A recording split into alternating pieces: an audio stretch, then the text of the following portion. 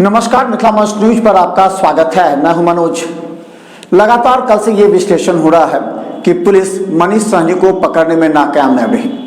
एक मायने में ये सही भी कहा जा सकता है, क्योंकि दरभंगा पुलिस के वरीय अधिकारी यानी डीएसपी और एक टीम लगातार हाजीपुर में जो मुख्य आरोपी थे सोना लूटकांड के मनीष सहनी, उसके ठिकानों पर छापेमारी कर रहे थे। हालांकि ये एक पुलिस की बड़ी उपलब्धि थी कि मनीष सहनी के पत्नी को, उसके भाई को, विकास को पुलिस ने उठा लिया था और उसे लेकर के कई जगह छापेमारी की थी, दबिश बढ़ा दी थी, जिस वजह से पुलिस को यह सफलता मिली कि मनीष सहनी के पास कोई चारा नहीं बचा था, क्योंकि उस पर दबाव बढ़ गया था और मात्र 4 से 5 दिन में इतना अधिक दबाव बढ़ गया था कि मनीष सहनी अपने आप को मुजफ्फरपुर कोर्ट में सरेंडर कर दिया। उसके बाद उसे हाजीपुर जेल भेज दिया गया।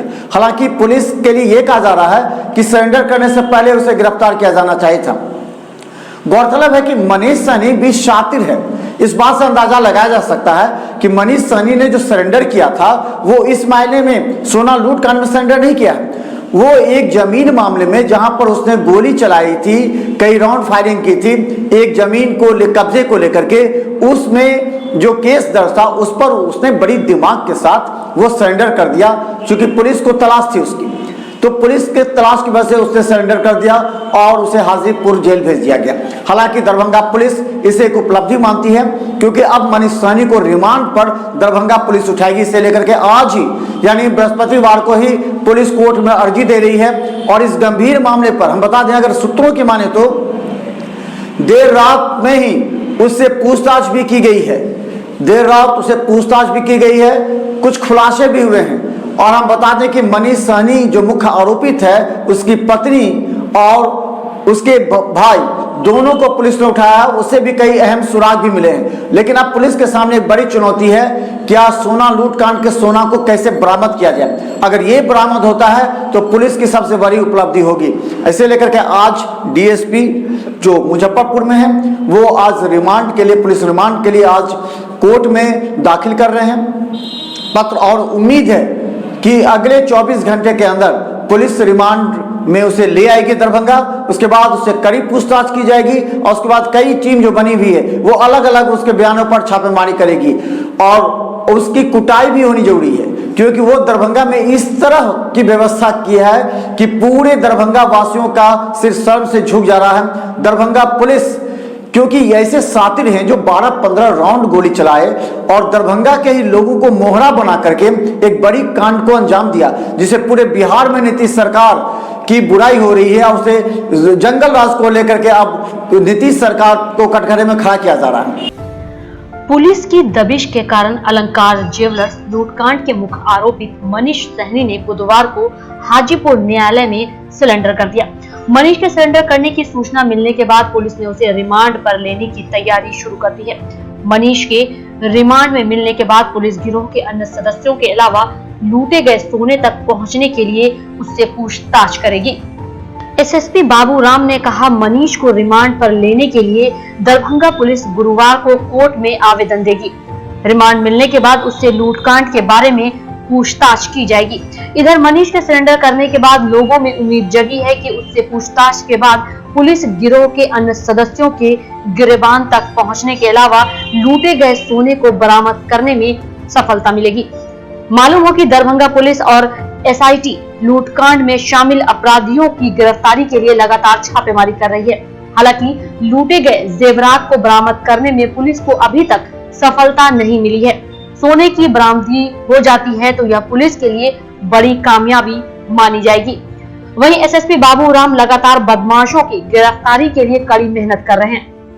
मालूम हो कि लूट कांड में पकड़े गए भूषण सहनी ने पुलिस की पूछताछ में मनीष सहनी को मुख्य आरोपित बताया है। इसके बाद से ही पुलिस मनीष को गिरफ्तार करने के लिए हाजीपुर में उसके संदिग्ध ठिकानों पर लगातार दबिश दे रही थी। सूत्रों के अनुसार मनीष को कब्जे में करने के लिए पुलिस ने उसकी पत्नी को भी उठा लिया है। हालांकि अभी तक इसकी आधिकारिक पुष्टि नहीं हुई है। अब पुलिस को मनीष के रिमांड का इंतजार है।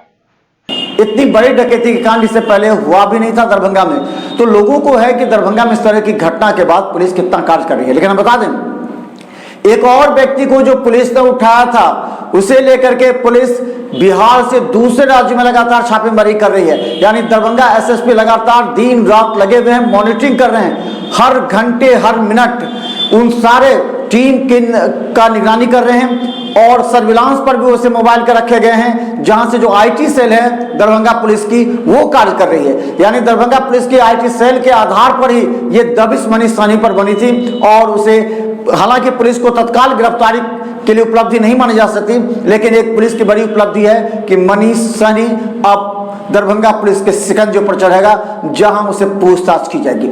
लेकिन हम बता दें, इस लूटकांड से भी कई बड़े खुलासे होने हैं, जिसका भी अंदाजा दरभंगा वासियों को लगना चाहिए और लगेगा भी, क्योंकि सोने के व्यवसायी ऐसे हैं जिन्होंने लूट का और डकैती का, चोरी का सोना खरीद बिक्री का भी काम किया है। दरभंगा पुलिस को इसका भी साक्ष्य मिल रहे हैं। हालांकि जैसे इस लूटकांड का पर्दाफाश होगा, उसके बाद उस कांड का भी खुलासा होना शुरू हो जाएगा। ऐसे में कई बड़े सोने व्यवसायी का भी नाम आ रहा है। हालांकि पुलिस इसे बोलने से बच रही है, लेकिन इस बात से इनकार नहीं किया जा सकता कि दरभंगा में सोने व्यवसायी भी इस तरह के कार्य में लिप्त हैं और इसी से अपराधियों का भी मनोबल बढ़ा है। तो हम बता दें, दरभंगा के पुलिस जब जयनगर में छापेमारी कर 3 लोगों को उठा लिया और उनसे पूछताछ की, और इसके साथ ही जो यहाँ पर भूषण सहनी था, उसी के जो ममेरा भाई है, उसने सीधा बताया है किस तरह लूट हुई है, किस तरह प्लानिंग की गई थी, किस तरह मदारपुर जैसे 20 शहर, जो कि लहरियासराय थाना क्षेत्र में पड़ता है, 20 शहर में उसे रखा गया।